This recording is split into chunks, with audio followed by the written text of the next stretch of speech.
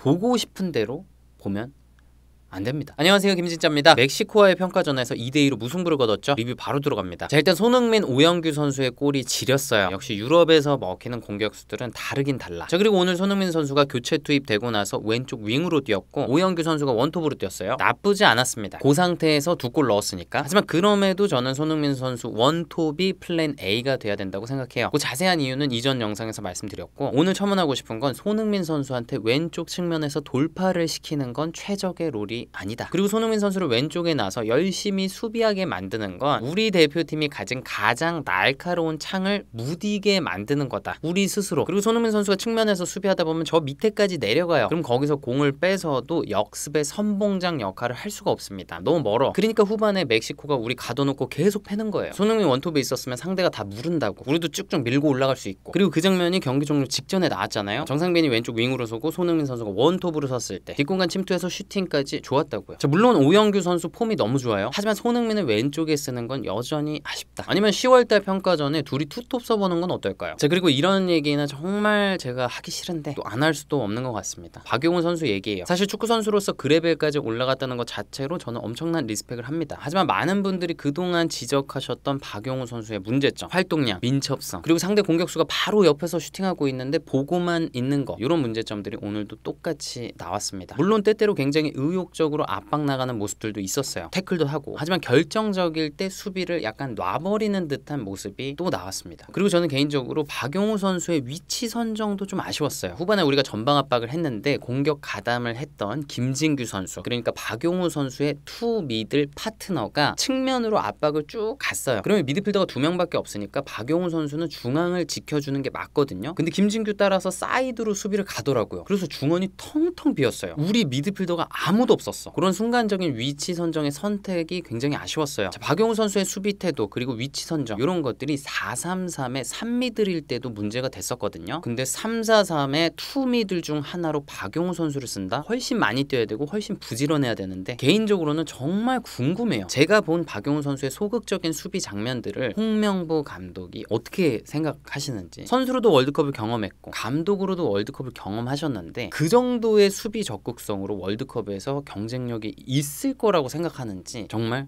궁금합니다. 자, 만약 홍명보 감독에게 박용우 선수를 왜 씁니까? 라고 물어본다면 아마 볼 잘 차니까 그렇게 대답하시지 않을까 싶어요. 후방 빌드업 할 때 안정감 있고 반대 전환킥 되니까. 그리고 저는 그 부분에 완전히 동의합니다. 하지만 박용우 선수가 볼을 가졌을 때 그 능력이 예를 들면 백승호 선수의 그것과 비교했을 때 압도적이냐? 저는 그렇지 않다고 생각합니다. 그러면 더 많이 뛰고 수비 열심히 하는 백승호 선수를 쓰는 게 맞지 않을까요? 자, 이번에는 팀 구조에 대한 얘기를 해볼게요. 일단 전방 압박이 전반에는 잘 됐는데 후반엔 잘 안 됐어요. 왜냐? 전반에는 우리 앞에 공격수들하고 우리 수비수들하고 앞뒤 간격이 잘 유지가 됐거든요. 앞에 선수들이 압박하면 뒤에도 따라 올라가줬다고요. 근데 후반엔 이 앞뒤 간격이 다 벌어졌어요. 중앙에 공간이 엄청 많죠. 상대가 쉽게 풀어 나옵니다. 그리고 쭉 전진해요. 굉장히 무서운 찬스들을 내줬죠. 자, 기본적으로 이 앞뒤 간격이 유지가 안 된다? 그러면 전방 압박이라는 게 성립이 될 수가 없습니다. 근데 보통 이렇게 벌어지는 게 체력 이슈 때문에 그래요. 그래서 후반에 이런 모습이 많이 나오죠. 이 간격이 유지가 안 될 것 같으면 차라리 다 같이 내려서 수비 조직을 탄탄하게 구축하는 게 더 낫죠. 자, 그런데 오늘 후반에 우리 앞에 있는 공격수들이 전방 압박을 나가버렸어요. 그러면 어떻게 해요? 우리 미드필더들도 따라 나가야죠. 근데 거기서 문제가 생깁니다. 상대 중미는 3명이고 우리 중미는 2명이야. 김진규, 박용우가 아무리 열심히 뛰어도 무조건 한 명이 비어. 그래서 멕시코가 그 한 명 빈 선수를 통해서 또 풀어 나왔어요. 그럴 땐 어떻게 해야 되죠? 뒤에 있던 우리 팀 스토퍼가 튀어나와서 상대 미드를 물어줘야 돼요. 그럼 박용우가 한 칸 올라가서 잡고 김진규가 한 칸 올라가서 잡고, 그러면 빵꾸가 안 나요. 근데 그게 잘 안 됐습니다. 그게 우리가 전방 압박을 실패한 또 다른 이유예요. 근데 좋았던 거는 그 이후에 좀 개선이 됐어요. 김태현 선수가 확 나가서 한 명 물어주더라고요. 그렇게 경기 중에 문제를 파악하고 스스로 해결하는 능력 너무 좋죠. 자, 우리 대표팀이 4-3-3을 쓰든 3-4-3을 쓰든 앞뒤 간격 유지하는 건 기본 중에 기본이고, 또 전방 압박할 때 누가 누구를 언제 압박할 것인가, 이 플랜을 잡는 거는 진짜 그냥 축구팀이라면 기본적으로 세팅이 되어 있어야 되는 거예요. 전방 압박 나갔는데 야, 한 명 펴! 얘 누가 막아야 돼! 요거는 진짜 말이 안 되는 거죠. 그러니까 우리 압박 플랜이 더 세밀해질 필요가 있다. 자, 그리고 후방 빌드업에 대한 얘기를 하고 싶어요. 싶어요. 오늘 김민재 선수가 볼을 잡았을 때 옆에 있는 스토퍼 선수들이 너무 가까이 그리고 수평으로 서 있었어요. 자, 이게 왜 안 좋냐? 이렇게 가까이 서 있잖아요. 그러면 상대 공격수 한 명이 우리 수비수 두 명을 막을 수가 있습니다. 한 명이 두 명을 막는다? 그러면 저 앞쪽에 분명히 멕시코 선수가 한 명이 많다는 거예요. 그러니까 우리 수비수들이 공을 잡고 있을 때 앞에 줄 데가 없는 거야. 어느 공간에나 멕시코 선수들이 많아 보이니까. 안 그래도 우리 중앙 미드필더 두 명밖에 없고 소니가 원톱이어서 받으러 막 내려오는 것도 아니니까 더 줄 데가 없죠. 자, 그러면 스토퍼들이 어떻게 서 있어야 되냐? 더 넓게, 더 올라가서 받아야죠. 그렇다고 또 너무 가서 김민재 선수가 패스하는데 상대 공격수한테 잘려가지고 역습 당하라는 게 아닙니다. 진짜 대각선으로 한 3m, 4m 정도만 그렇게 넓게 서면 상대 공격수 한 명이 이 둘을 못 막아요. 패스 주고받으면 이 한 명이서 이걸 어떻게 다녀? 그러면 상대 공격수 두 명이 한 명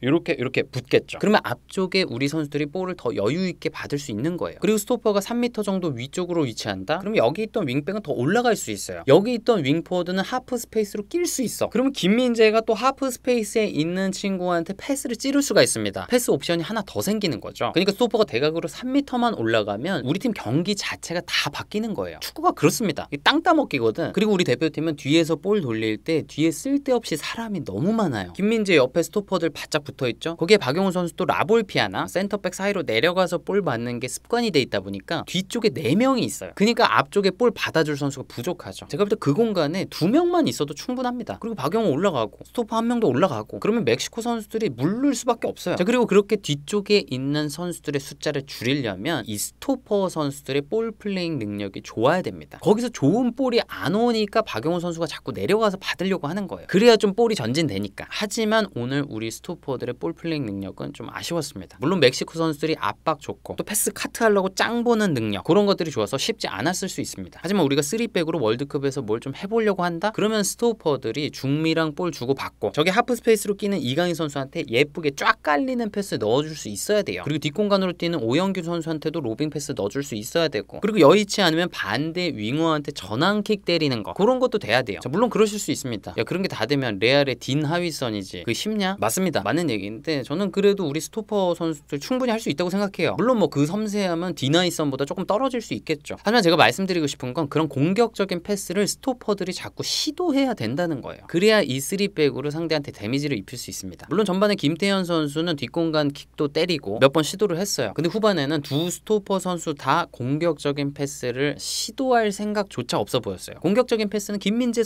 선수한테서만 나가. 자, 그리고 두 번의 실점 장면에서 아쉬웠던 거 간단하게 짚어볼게요. 일단 첫 번째 실점이 상대가 뒤에서 킥을 했고 헤더로 넣은 거였죠. 근데 그때 제 생각에는 왼쪽 윙포워드였던 배준호 선수가 더 압박을 가줬어야 됐어요. 그래서 아예 킥을 못하게 하거나 킥을 하더라도 정확성이 떨어지게 방해를 해줬었어야 돼요. 그렇게 킥을 편하게 하도록 놔두면 굉장히 세밀한 패스가 들어갑니다. 그러면 박스 안에 우리 수비수들이 아무리 많아도 막을 수가 없습니다. 자, 물론 전반에 우리 3톱이랑 중앙 미드필더 2명이 가운데로 좁혔어요. 상대가 중앙으로 못 들어오게 하려고. 그래서 수비가 잘 됐거든요. 하지만 그 실점 장면 때는 우리 수비 라인이 너무 낮아졌기 때문에 상대가 얼마든지 위협적인 패스를 할 수 있는 상황이었어요. 그럴 때는 배준호 선수가 더 튀어나가서 압박을 해줬으면 좋았다. 자, 그리고 종료 직전에 동점골을 먹었죠. 그때도 뒤쪽에서 킥이 날라온 것부터 시작했는데 그때는 킥을 방해하기는 힘든 상황이었고 킥이 온 걸 우리가 무조건 헤더 경합을 해줬어야죠. 헤더를 못하고 땅에 떨어지거나 그 실점 장면처럼 상대 발에 맞게 한다? 그러면 무조건 먼 일이 납니다. 위기가 생겨요. 자, 물론 그렇게 헤더 경합 한 번 못했다고 해서 바로 실점이 되진 않아요. 하지만 멕시코 같은 강팀 그리고 월드컵에서 만날 더 강팀들은 그런 한 번의 기회를 놓치지 않습니다. 그런 면에서 오늘 우리가 굉장히 좋은 교훈을 얻은 것 같아요. 월드컵 때는 무조건 헤더 경합해야 됩니다. 자, 월드컵이 얼마 남지 않았습니다. 전술 실험도 해보고 선수 조합 테스트도 해보고 그런 거 좋습니다. 하지만 선수들이 보여준 경기력에 대한 그 피드백 그것들이 정확하게 이루어져야 될 것 같다는 생각이 듭니다. 어떤 선수가 어떤 자리에서 잘했다 또 그리고 어떤 조합이 좋았다 그런 것들이 나왔으면 그걸 정확하게 보고 다음번에 제대로 적용을 하면 좋을 것 같아요. 저는 그런 생각을 해요. 축구 감독은 눈에 보이는 대로 보는 게 굉장히 중요하다. 보고 싶은 대로 보면 안 됩니다. 아무튼 부족한 것들 잘 보완해서 얼마 남지 않은 월드컵 잘 치렀으면 좋겠습니다. 한국 축구 화이팅!